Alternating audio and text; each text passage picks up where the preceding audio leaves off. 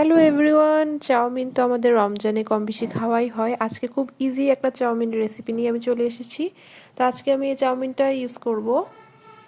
এই তো এখানে হচ্ছে পানি বসিয়ে দিয়েছি চুলোয়, আর সামান্য তেল আর একটু হচ্ছে লবণ দিয়ে দিলাম। এখন আমি প্যাকেটটাকে মানে মশলার প্যাকেটটাকে আলাদা করে জাস্ট চাউমিনগুলো আমি সেদ্ধ করে নিব।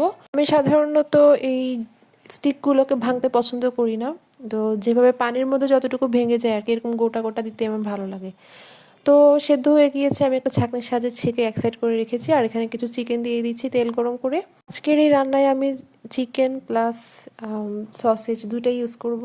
আর এখানে কিছু গাজর কুচি দিয়ে দিচ্ছি, গাজরটা আগিয়ে দিয়েছি যেহেতু গাজরটা হতে একটু টাইম লাগে। এরপর দিয়ে দিচ্ছি পেঁয়াজ কুচি, আর একটু ভালো মতো নেড়ে আমি দিয়ে দিব সসেজটাকে একটু এভাবে একটু শেপ করে কেটে নিয়েছি, দেখতে ভালো লাগে তাই।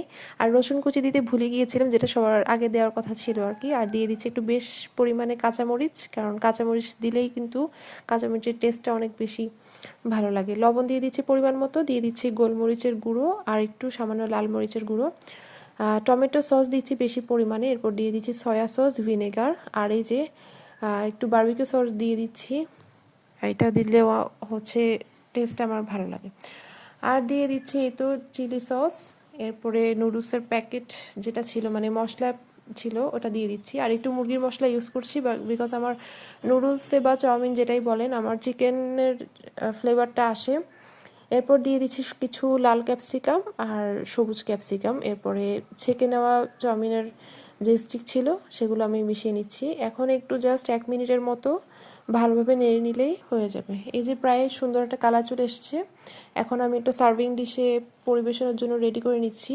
দেখুন কি সুন্দর লাগছে, দুপাশে দুটো লেটুস পাতা নিয়ে দিয়েছি, আর হচ্ছে চাউমিনটা আমি বেড়ে নিচ্ছি। আর রমজান মাসে কিন্তু আমাদের কম বেশি এই চাউমিনটা খাওয়াই হয়। তো দেখুন লুকসটা কি সুন্দর লাগতেছে। এরকম সব কিছু মিলিয়ে যখন একটা রেসিপি রেডি করবেন তখন দেখবেন আসলেই অনেক সুন্দর লাগে। তো ইফতারিতে এটা অনেক ভালো একটা রেসিপি, আপনারা চাইলে এটা ট্রাই করতে পারেন। সবাই ভালো থাকবেন, আল্লাহ হাফেজ।